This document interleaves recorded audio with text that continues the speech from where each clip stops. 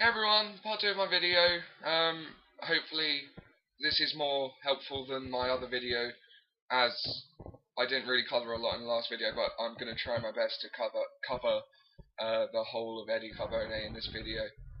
So tell me what you think, and if it's helped you, and if not, don't know, have fun, watch it, laugh at my face, like, haha, your face, yeah. So in the last video we talked about Eddie and his relationship with Catherine. This time I want to move on to, I've got it wrote down here, Eddie's interests. He doesn't really have any, to be fair, but apart from Catherine. And so, you know, that says something. He's devoted to Catherine and he's not going to give up. He's a man that doesn't like change and isn't willing to change for anyone either. And also, am I the only one to notice that when Eddie's mood is like happy and jolly, the atmosphere in the play also is happy and jolly, but when he's in a bad mood, everything else in the atmosphere is bad as well. So like towards the end when he's going mental, the atmosphere is kind of mental because, you know, Marco's spitting in his face and then Marco ends up stabbing him, and at the start when Eddie says Catherine can have the job, he's kind of almost happy. And so the atmosphere within the play is almost happy as well, apart from the arguments going on with Eddie and B. So whatever mood Eddie is in, the atmosphere is going to be a mirror line between that. It's going to show the same thing, if you get what I mean. So Eddie happy, atmosphere good. Eddie bad, atmosphere bad, and so forth, similar to that.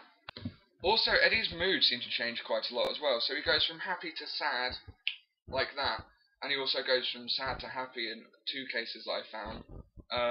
But he goes from happy to sad a lot more times. Only once I believe it to be related to drink, when he walks in from a day at work and he's got some liquor from the boat, and he sees Catherine and Rodolfo emerging from the bedroom. He kind of goes mental then. Other than that, I think it just shows how mentally unstable he is, which is the background to the play. Because of his instability, everything starts going downhill. So, you know, he gets paranoid about what Catherine and Rodolfo are up to, paranoid about his manliness, paranoid about his name, paranoid about his respect. Eddie's a very unstable man, and he's got a lot of problems up here, but he's not willing to deal with them because he's a man, and the manly theme is he doesn't want help, and he refuses help, apart from one guy, Alfieri. But that's a different story. We'll move on to Alfieri later. That's the next video. But Eddie's mentally unstable.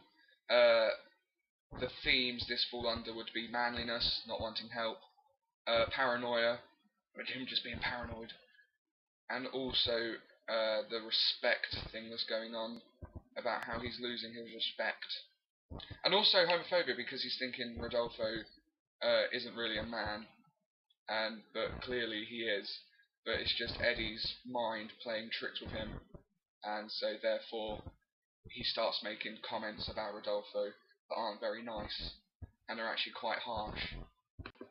Also, Eddie's jealousy within the play as well doesn't help his mental instability, because his jealousy of Rodolfo leads to him being irrational and calling him homosexual and stuff, and being paranoid about him only wanting to use Catherine to get an American citizenship, which kind of shows, again, Eddie's mentally unstableness, and again, his love towards Catherine, but this time through one person, which is Rodolfo, which is shown most of the way part through the play.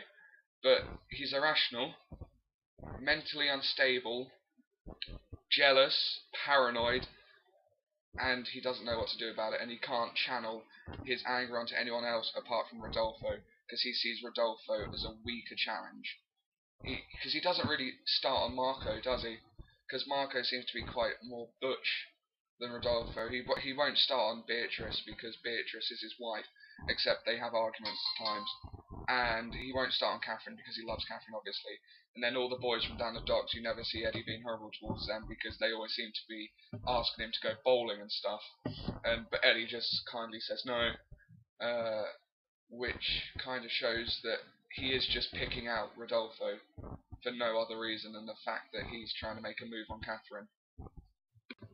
Earlier I did say that Eddie has no interest apart from Catherine. I'm now taking that back, and I'm saying he does have another interest himself.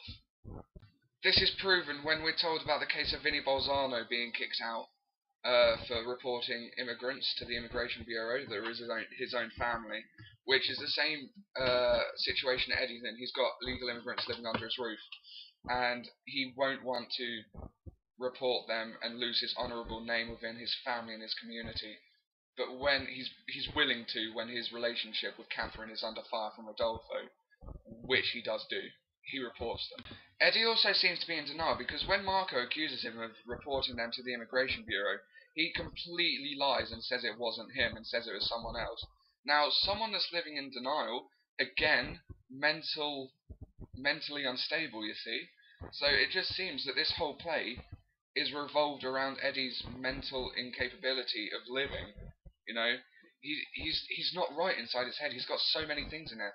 And his eyes, as it says in the Alfieri speech, it says his eyes were like a tunnel or something. It's just like a window to his soul, and he's reported as to look very confused, which just shows how confused inside Eddie is, because you think he's got his family's name online, he's got his name online, he's got his relationship with Catherine online, he's got the cousins online, and he's got his job on the line.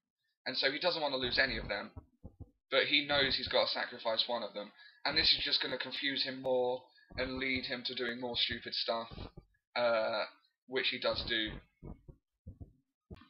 So guys, this is what I've been able to see about Eddie Carbone through just reading the play, reading the York notes, reading the notes I've taken down in class and revising them. Hopefully this has been some use to you and opened your eyes to what Eddie Carbone is like. But I'm going to do a recap of what I think he is. He's mentally unstable, he's incapable of living with himself while he's confused, very paranoid, he wants his respect, he's irrational, homophobic, he has incestuous lusts toward his niece, and finally, the most important one, he's unwilling to change. Very stubborn man, this Eddie, and that's in the theme of manliness, because he is the man of the house and he doesn't feel he should have to change. So guys, I hope this has been as much help to you as it has been to me, because even though it seems I've just been sitting here and talking about Eddie Carbone, it's actually been helping me to revise, because I've been able to revise in a way that I find fun in making videos, and I've been able to see a lot more of Eddie Carbone than I did think before, and so now I'm going to go into my exams with a lot more knowledge of Eddie Carbone, and hopefully it's opened your eyes to some more of Eddie Carbone if you didn't already know some of the stuff I've mentioned. And so if it has helped you, no problem. Hope you enjoyed the video. Alfieri's next. I've only done Eddie Carbone and Alfieri, but that will be in the link below in the box. And then I'll also put a link back to the first video in case you've randomly come across this one and you want to see the first video. The first video doesn't contain much about Eddie Carbone, it's just a brief introduction to why I'm doing this. So good luck with your exams. If you've got exams, if you're just watching this for the lols, then have fun.